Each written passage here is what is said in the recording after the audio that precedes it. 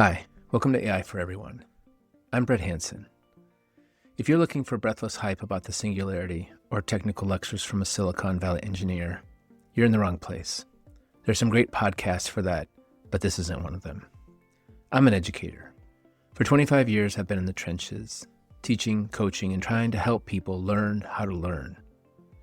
But for the last 3 years, my classroom has really changed.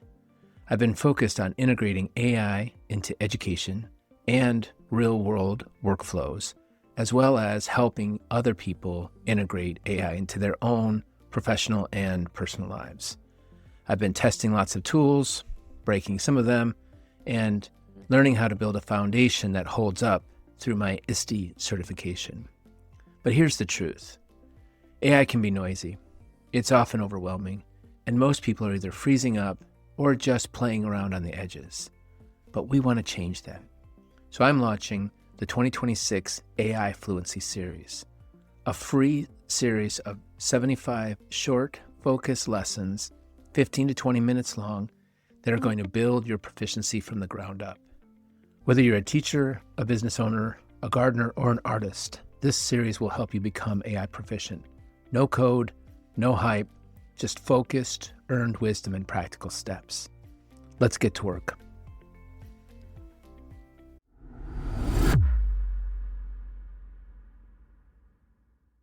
Today, we're going to tackle what might be the biggest, most expansive ghost story in the world, or at least in the digital world. The idea that your AI is secretly recording your conversations. Now, I remember being a little freaked out about this before researching predictive algorithms and the power of our digital footprint in the hands of tech companies. But other people I know still firmly believe their phones are secretly listening to them and recording them inside their homes, maybe even video recording them, which would be even worse. And considering the circumstances, it's a logical fear to a certain extent. In fact, 48% of Americans believe their phone is listening to them right now. But is it true? We're going to look at the data to answer this question. But before we do, I have good news and bad news for you. The good news is commercial AI probably isn't listening to you. The bad news, it doesn't have to. It already knows what you want before you say that you want it. In other words, it might know your thoughts before you do. That, for me, is almost as scary. We're going to move you from the paranoia of a level 1 user who fears the technology but uses it blindly anyways, to more empowered users who understand how the machine actually works, and then chooses what to do, because choice is power.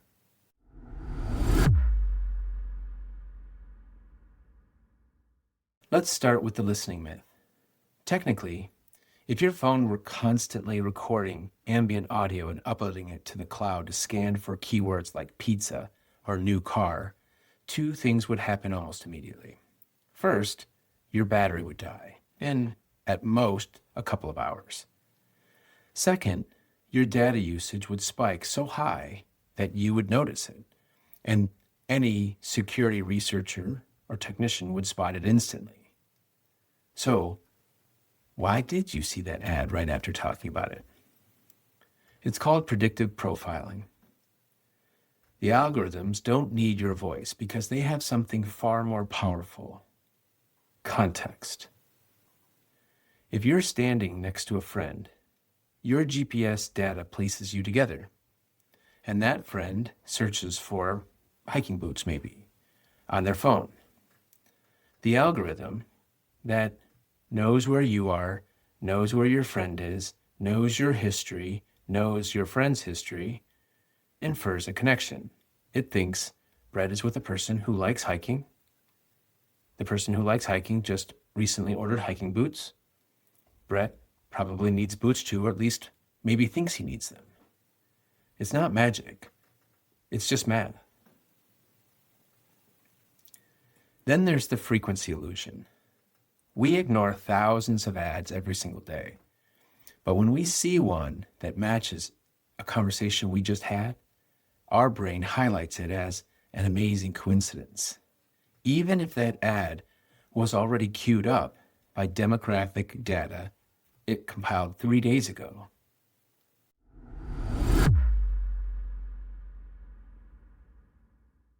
Now, before we move on, I have to be honest with you. When I say Facebook isn't listening or tech isn't listening, I'm talking about mass commercial surveillance to sell you stuff, because that's what the internet has mostly become, a market. But does software exist that can listen to you without your permission? Absolutely. And there are two main types of programs that do this. They are very real and very dangerous. They just most of the time don't really care that much about us individually. The first is the government-grade software used for espionage. You may have heard of programs like Pegasus or Predator on 60 Minutes or some other news profile. And these are military-grade spyware tools used by nation states. They're very expensive. They cost billions of dollars to deploy long-term, but they can turn on your microphone without you knowing it.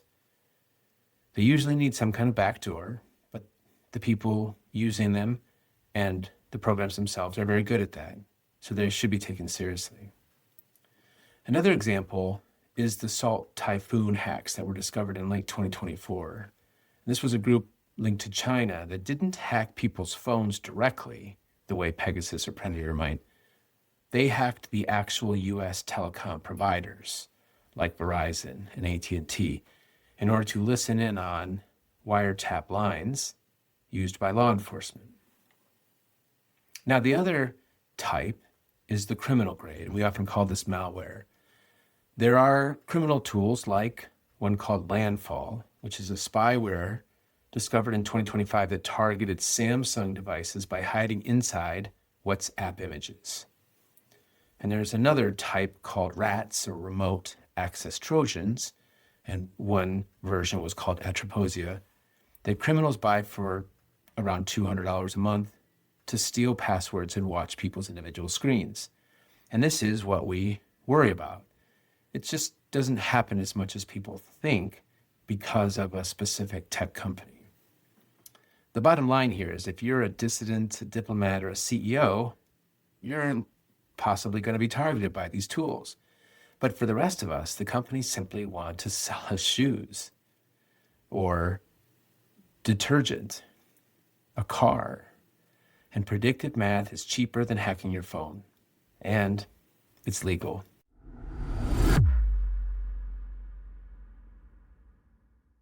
But even if tech companies aren't hacking your mics, everyday users of tech and AI are still being tracked. It's just happening in a different way called real-time bidding. And it's legal. Now, every time you load a web page, an invisible auction happens in milliseconds. Your IP address, your device ID, and your location are broadcast to hundreds of advertisers. They bid on the right to show you an ad. The winner gets the advertisement slot. Now, AI is a part of this, without a doubt, and becoming more and more relevant because it can make these decisions much faster. But here's the catch. AI is a part of it, and somebody's winning to get this information as opportunity to advertise to you. But all of the players, even the losers of that auction, often get to keep the data they saw in the bid stream. So the process itself is leaking data to the data brokers. It's a huge invisible economy running on your digital footprint. So at this point, it's really important that we recognize that people must understand what a digital footprint is, what real-time bidding means, what's the difference between government-grade espionage and the legal tracking of people's locations, predictive profiling. All of these things are really important to understand.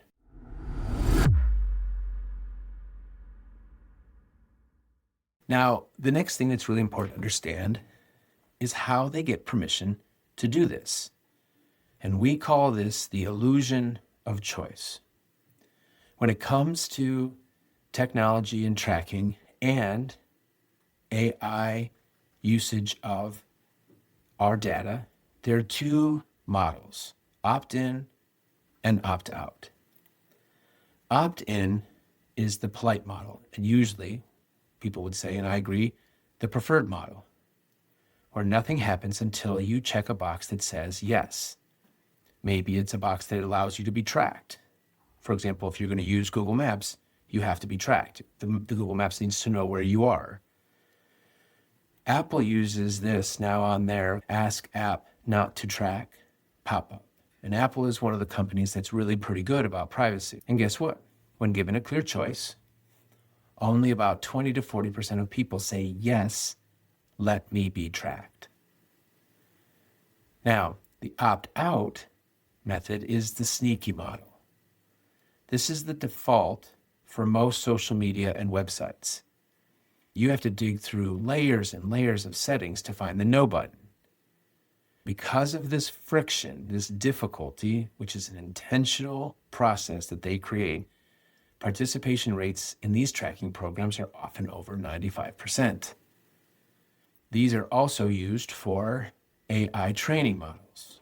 For example, ChatGPT uses an opt-out model for all the information, especially their custom GPTs, because they need the data for future training models.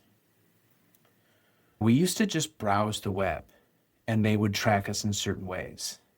But now, with AI tools like Gemini and Claude and ChatGPT, we talk to it, we share information, and more people are providing huge amounts of personal data. And this changes the privacy stakes. When you type a prompt into a generative AI chat, are you training the model? It depends. For Meta, anything with Meta, the answer is almost always yes. Facebook, Instagram, all of it. They use your public posts and photos to train their AI, to raise more revenue in advertising, in every way they possibly can. In the US, there is currently no easy button to stop this.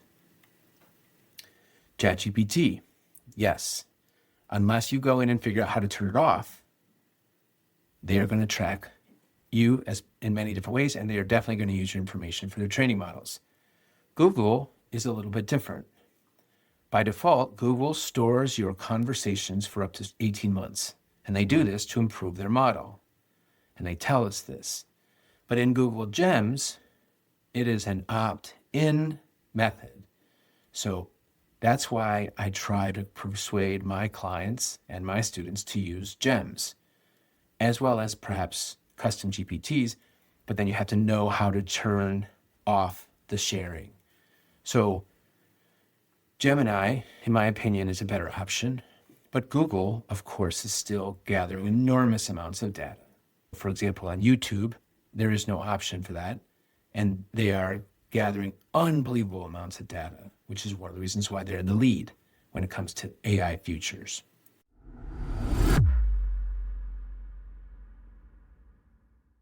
Now, here's the part that usually surprises people. The human in the loop.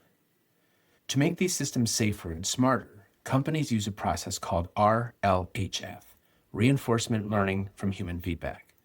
And that means that human contractors sometimes review anonymized snippets of conversations to grade them and to guide AI.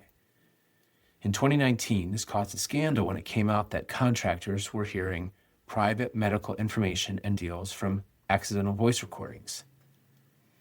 There were all kinds of other problems when, especially ChatGPT, was training its early models, and they were trying to figure out ways to guide AI away from pornography and violence and things like that. Now, companies have tightened this up significantly to a great extent because people wouldn't have it. But the rule still remains. What I tell all my clients, all my students, and everyone, never type anything to a chatbot that you wouldn't want to see on a billboard unless you're absolutely certain that you have protected your privacy. And if you're not absolutely certain, just don't do it. Just pretend like it's possibly going to get out there.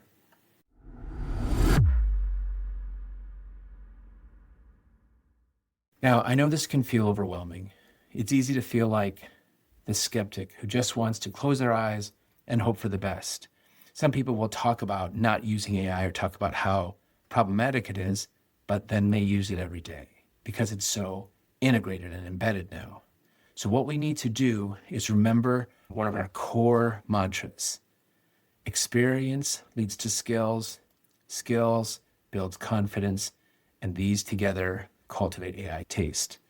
So here's your try this today action plan, and we'll call this digital hygiene. So I want you to consider taking just a few minutes to close some of these back doors, partially so they're closed, but also so you better understand what we're talking about. So the first is the one-click shield option that you probably have in your phone. If you have an iPhone, you can go to your settings, privacy and security, find the tracking, and turn off allow apps to request to track, unless you already have it off. If you're on an Android, go to settings and location, and you can turn off the location option. Now, this will stop apps from following you around the internet like a lost puppy. And then you can turn it on only for specific apps, like, as I said before, Google Maps. The second step is to stop the AI memory. If you use Google's Gemini, you can go to myactivity.google.com. Now, I like Gemini. I think this is really good advice. And then you can look for Gemini app's activity and turn it off, or at least set it to auto-delete every 3 months. If you do turn off the memory, it will lower the quality and possibilities of some of your chats, but it's something that you can consider.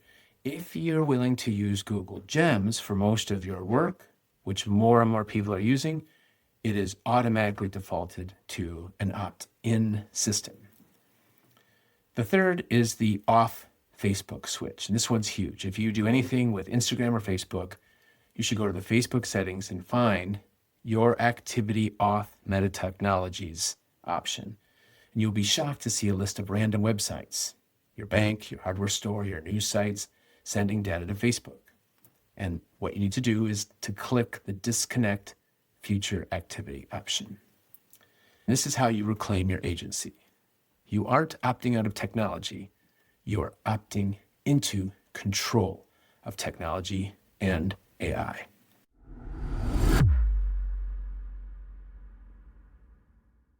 In our 21st century world, privacy isn't about hiding. It's about deciding what you share and who you share it with. The goal of this podcast isn't to make anyone paranoid. It's to make everyone proficient. When you understand the difference between a listening phone and a predictive profile, and the rare difference between an ad algorithm and a real hack, you stop fearing the magic and start managing the tool. If you want step-by-step help or lessons on how to improve your skills when it comes to privacy and opting in or out, please email me at hansoneducationservices@gmail.com. And remember, experiences build skills. Skills build confidence, and experience, skills, and confidence together builds AI taste. Stop letting the default settings run your life. Open the menu, find the switch, and take control. Talk to you in the next lesson.